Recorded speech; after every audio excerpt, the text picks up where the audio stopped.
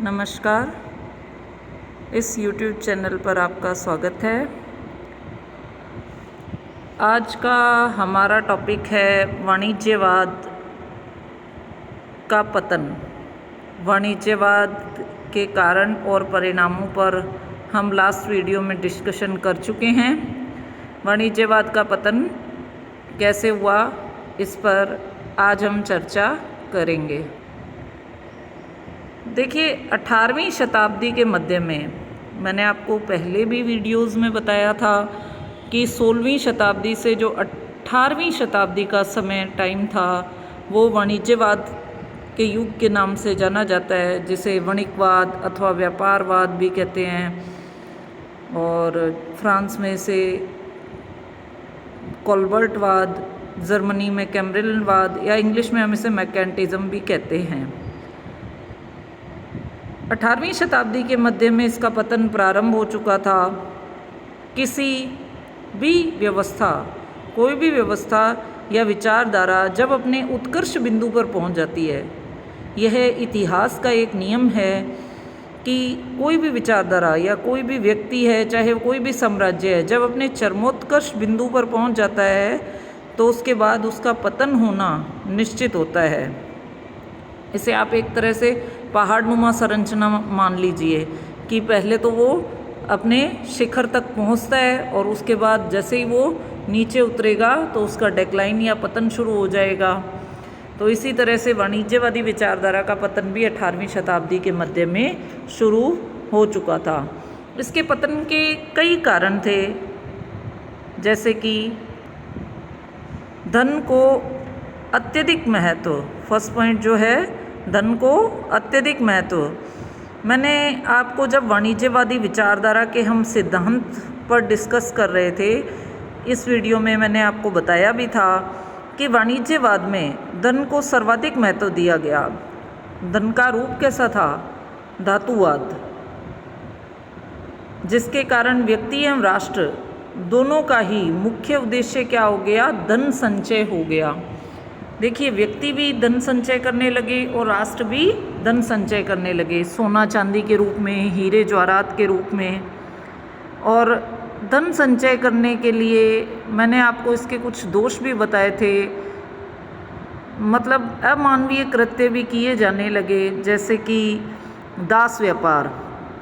हमने last videos में देखा था कि दासों को अफ्रीका से खरीदकर एशिया, अमेरिका और यूरोप में बेचा जाने लगा था। तो ये अमानवीय कृत्य भी किए गए। इसके अलावा धन संचय की प्रवृत्ति के कारण वाणिज्यवादी व्यवस्था में श्रमिकों का वेतन जीवन निर्वाह सिद्धांत पर आधारित था। अब हम क्या चीज़ देख रहे हैं कि श्रमिकों को जो वेतन दिया जा रहा था, उन्हें सिर्फ इतना ही वेतन दिया जाता था कि उनका सिर्फ जीवन निर्वाह हो सके। इससे अधिक उन्हें वेतन ही नहीं दिया जाता था। हम बेगारी भी देखेंगे, उनसे बेगार भी करवाई जाएगी, यानी कि कार्य के बदले में उन्हें कुछ भी नहीं दिया जाएगा, या उन्हें इतना ही वेतन दिया जाएगा कि सिर्फ वे अपना जीवन निर्वाह कर सकें। तो ये सभी अमानवीय कृत्य थे। इन्होंने समाज में दो वर्गों को जन्म दिया। अब हम देखेंगे, एक है पूंजीवादी वर्ग, जिसके पास पूंजी है, या जिसे हम सर्वहारा वर्ग कहते हैं, और दूसरा है मजदूर वर्ग, जिसे हम सर्वहारा वर्ग भी कहते हैं, श्रमिक वर्ग, जो अपने अधिकारों के लिए लड़ेगा। ये वाणिज्यवाद का ही परिणाम था, पूंजीवाद का ही परिणाम था। व्यापारियों द्वारा श्रमिकों का अधिकाधिक शोषण होने लगा। लोक कल्याण की भावना से मुक्त कोई भी राज्य या व्यवस्था कभी भी स्थायी नहीं हो सकती। इस विचारधारा में धन संचय की प्रवृत्ति ने एक ऐसी व्यवस्था को जन्म दे दिया जिसमें लोक कल्याण की कहीं भावना ही नहीं थी। सिर्फ राष्ट्रवाद, या तो अपने लिए या राष्ट्र के लिए, हमें सिर्फ धन संचय करना है। तो ये धन संचय की जो प्रवृत्ति थी, इसने उग्र राष्ट्रवाद की विचारधारा को जन्म दिया। यानी कि हर हाल में किसी भी कार्य के पीछे, चाहे वो सही है चाहे वो नहीं है, नैतिक रूप से वो सही है, इन सभी चीज़ों की अवहेलना करते हुए दास व्यापार जैसे, शोषणात्मक जैसे, दूसरों पर अटैक जैसे कार्य किए गए। किसी देश को उपनिवेश बनाया गया, वहाँ की जनता का शोषण किया गया, वहाँ के कच्चे माल का शोषण किया गया। तो ये सब पूंजीवाद के परिणाम थे या वाणिज्यवाद के परिणाम थे। इसका नेक्स्ट जो पॉइंट है वो है निरंकुश राजसत्ता। वाणिज्यवाद ने राज सत्ता को अत्यधिक शक्ति संपन्न बना दिया।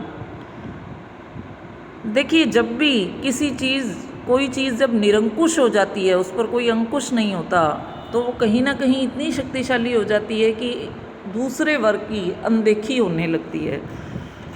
तो संपूर्ण सत्ता जो थी वो निरंकुश रूप से राज्य में ही निहित थी। स्वेच्छाचारी राजाओं ने पग पग पर अपनी शक्तियों का दुरुपयोग किया। जैसे कि इंग्लैंड के हेनरी सप्तम थे, हेनरी अष्टम थे, एलिजाबेथ थी, या पुर्तगाल के शासक हेनरी नेविगेटर थे। ये सब के सब वाणिज्यवादी शासक थे, वाणिज्यवाद का समर्थन करते थे। ये निरंकुश हो चुके थे, ये राष्ट्र के लिए अपनी शक्तियों का दुरुपयोग कर रहे थे। फलस्वरूप इस व्यवस्था के विरुद्ध जनता में असंतोष पनपने लगा और उदारवादी सिद्धांतों ने इस असंतोष को निरंतर बढ़ाया। नेक्स्ट पॉइंट है कृषि को कम महत्व। वाणिज्यवाद क्या है? वाणिज्य का मतलब व्यापार करना। तो वाणिज्यवाद में सबसे ज़्यादा बल किस बात पर दिया गया? व्यापार पर सर्वाधिक महत्व दिया गया इस पर। और कृषि को उद्योगों के बाद महत्व दिया गया। इससे कृषि का समुचित विकास नहीं हो पा रहा था। किंतु एक तरफ तो कृषि का विकास नहीं हो रहा है, लेकिन कृषि पर जो टैक्स लगते थे, जो कर लगते थे, उसमें निरंतर बढ़ोतरी की जा रही थी, निरंतर वृद्धि की जा रही थी। क्यों की जा रही थी? क्योंकि हमें धन संचय करना है। वाणिज्यवाद का एक विचार है कि हमें धन संचय करना है।